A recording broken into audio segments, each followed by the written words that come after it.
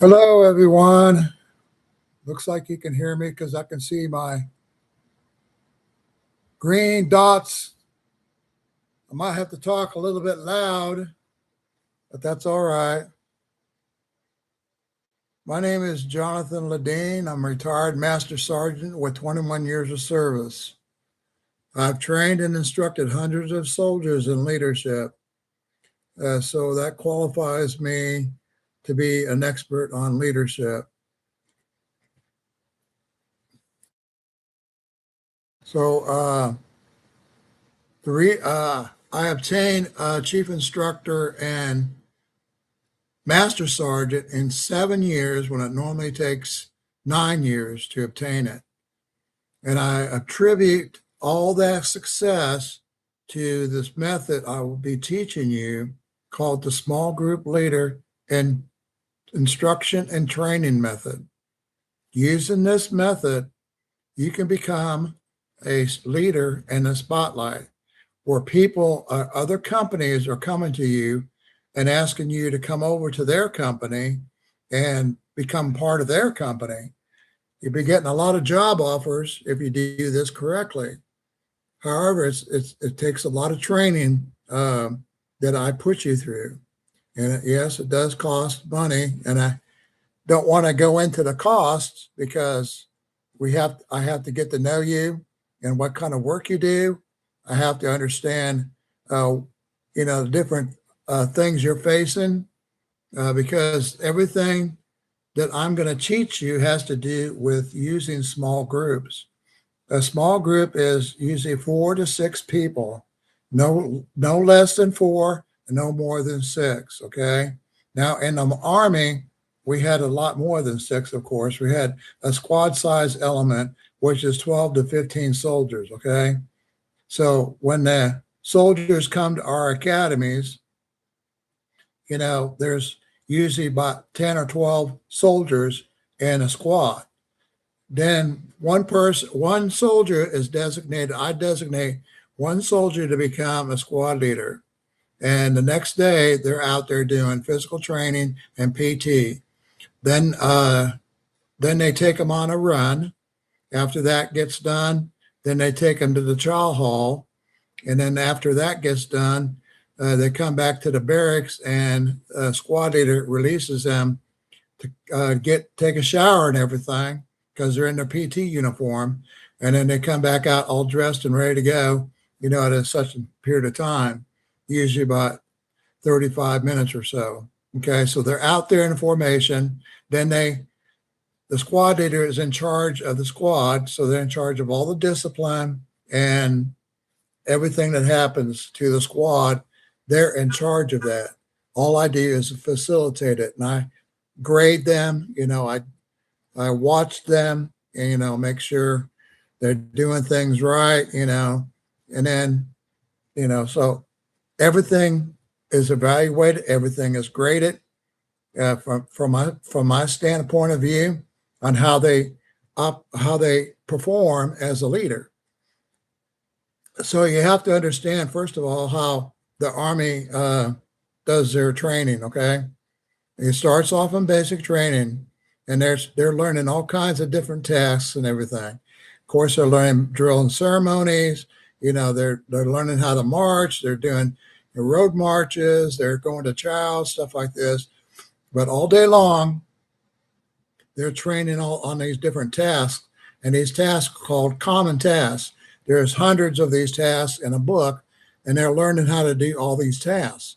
Not all of them, but maybe 20 or so. I'm not sure. I can't remember how many we did, but we're doing at least 20 tasks, and we're only going to be doing tasks that are relevant that we do most often. Okay, cleaning the M16 rifle, map reading, land navigation, these kind of things. There's all kinds of tasks. So they're learning these tasks in basic training, but they're just learning. They're not doing much of anything. They're just learning. So when they get out of basic training, they go to AIT and get their specialized training. And that's where they learn a a skill of some sort, whatever it is. After they get done with that, they go to their units, wherever that unit's going to be. And it's at the units that they're, once they get out of AIT, is where they start going back into the the task and everything of what they're going to be trained on, and they do that over and over and over again in their units. Okay, how to put on. We had what they call mop gear, and it's gear that you put on in case of a gas attack. And I hated. Everybody hated that stuff. We had to put that stuff on, and we had to sit around and do nothing pretty much all day long. And, just different kinds of tasks that we have to do besides our regular jobs. So they may do one or two one day, and the next day we'll do maybe, all just depends on how much time they have to do these tasks. But we're always doing these tasks over and over again. So what happens is the Army has a really big emphasis on leadership. Okay, everything revolves around leadership and what they call the small group leader. So you got a squad leader, and he's a small group leader in charge of the squad. Then what happens is they're in charge of the squad, say, for a week. Now this is at their units, not at the academies. Then another person gets out there and becomes a squad leader, and so forth. So everybody gets a chance to be in a leadership position. And that's what's the problem that will help you put you in a position where people start realizing, if you start allowing people to be in a leadership position where they're in charge of a small group, changes will happen, and people are going to start noticing a difference in the way they perform, because everybody gets a chance to be a leader. So you get to once a person gets in a leadership position, their whole entire mentality changes. Okay, and that's why this is so powerful, because there's nothing out there like it. How many times have you been in a leadership position at your job? Probably not very often, unless you're a manager or something. But if you are a manager, then you need to allow get a small group together of 4 to 6 people, and start training them on different tasks as a group. Okay. Now, in the academies, we have 2 different types of academies. One is at Garrison, we call Garrison, and that's where I did some of my training at the Garrison, which is a school, and it was at a school in Independence, Missouri. It's no longer the school is still there, but the unit that I belong to is no longer there. So we're teaching soldiers all these different classes and everything, and they come there for a weekend and learn a number of classes on the weekend, and then they come back and keep coming back every month until they're done, which usually takes about 6 months. Okay, so they're learning how to these classes. Now, when these classes were originally started, it's all lecture. So I would be getting up there like all the other instructors and giving lecture. Okay, yeah, and then when you give lecture, people are going to start falling asleep, and there's nothing you can do about it. You're just rambling stuff off. And I noticed that as well. But it just so happened that someone came up to me and says, how would you like to learn a new training method? I said, yeah, sure. So I learned how to use, I was taught how to use this small group leader instruction method. Now, the thing is, other instructors took this class as well. And I noticed a really big difference in how training was being conducted. Okay, it's just the same thing I was telling you, that everybody gets a chance to be in a leadership position. The only difference is they're given a class. Okay, so what I did is I allowed the students in my class to give the classes I would normally teach. So I gave a group of, say, 5 people this class, on ethics or something. And that group would work together and put on that class, okay? But one person would be in charge of that group, and they would be the leader for that group. Then I give another group. I'd have normally it's 15 in the class, so I'd have three different classes I'd give out, and then maybe the next class might be human behavior and motivation. So I give that group the program of instruction, which is the narrative. It has all the narrative, has the slides and everything like that, and they would give the class on that. So they're all in there getting their classes ready, and then when they give their classes, you wouldn't believe the transformation that happens because everybody is involved. They're not sleeping. And everything like that. So what was happening was that I had people coming into my classroom. I had my classes were standing room only, where there was no place to basically stand. And it was people coming out of the door, outside the door, going down the hallway, wanting to go look inside my class to see what I was doing. Because I was the only one using this method. I was having them do exercises and everything in small groups. I was having them teach the classes that I would normally teach. I was still following the program of instruction, which is teaching the classes. The only difference was they were doing it. Now, another thing I did was the Sergeant Major's Academy is an academy that all the sergeant majors go to, and they put together all these tests and everything for the soldiers to take when they get done with their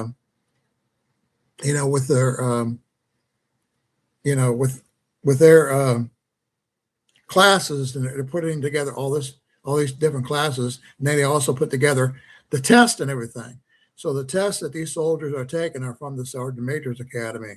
So what I did instead was allow the class to put together their own tests. So I would have this group over here, like 5 questions, because there's 25 questions. This group over here, another 5 questions. Well, either way, I have each group doing a certain number of questions, and they would have to give me the question and the place where they found the answer at. So when they put the test together, it was harder than the Sergeant Major's test because they did the test. They had the question, then they had the answer, but they only gave the answer to me, not everybody else. They already knew what the answer was, because they're the ones that made up the test. So this group had 5 questions on, or 6 questions, whatever, on this subject matter, and so forth and so on. So each subject matter was in there. And so what happened in that situation, that the performance of their performance was way up here, compared to what it would be way down here, because, when you do a lecture, they're not really learning anything. But I had them involved in everything, every aspect of what they were doing. I had them involved in something, doing something, okay? And they were learning, they were instructing, and they were using their talents and everything, which is what leadership is all about.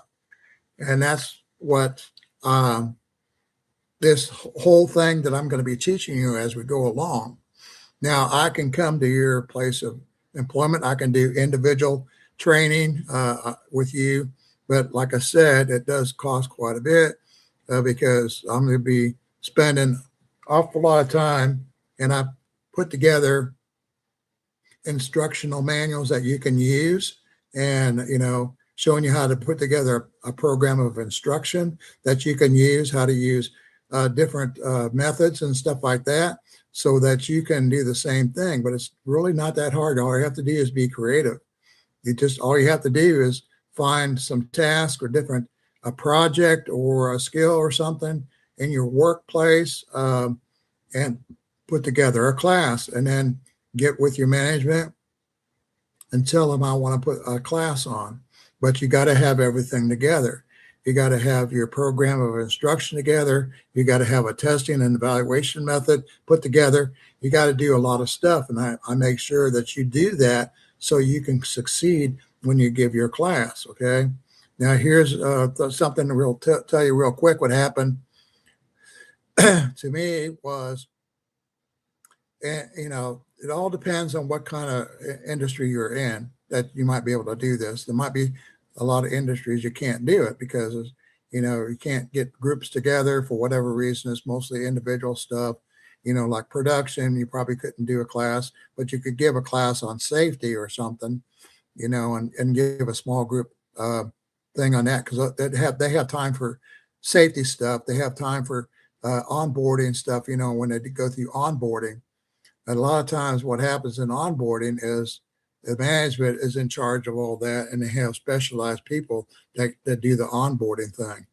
The difference between this would be you tell the management, say, hey, I think this kind of training needs to be done, and here's my proposal, and here's my lesson plan, program of instruction, we call it in the Army, and here's some slides, and here's how I'm going to do it.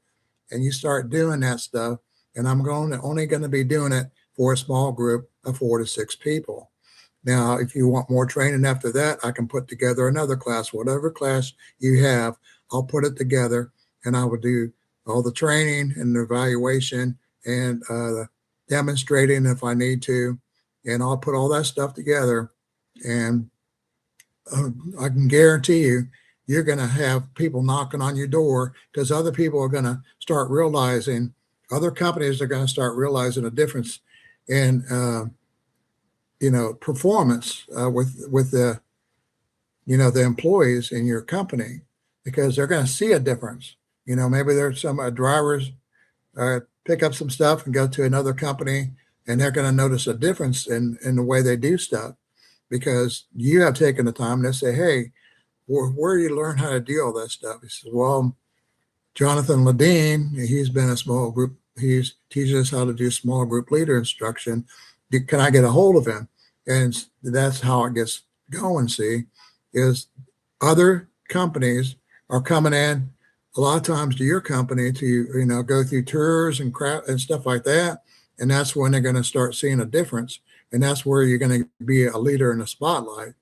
And it doesn't look like I'm running out of time here, but, give me a thumbs up on my presentation, because there is tons and tons of things I can go through. But when it starts costing money is when I get involved with you, either individually or as a small group. You can put a small group together. I will come and train you. All depends on where you're located at. And I can put, pretty much anything together, but, all depends on, hopefully, you're in the United States. I cannot travel abroad because I don't have a visa, number one, and it would just be too costly for me to travel abroad. But I can do presentations and things like that kind of show you how it works, and then give you the documents and everything you need to do it yourself. You just have to be creative, because the documents I give you is based on my experience, and it's better to try some of the things that my documents contain. And, they're just templates, in other words. So I hope you got a lot out of this, and I have to go because it looks like I'm already 18, almost 19 minutes now. Thank you.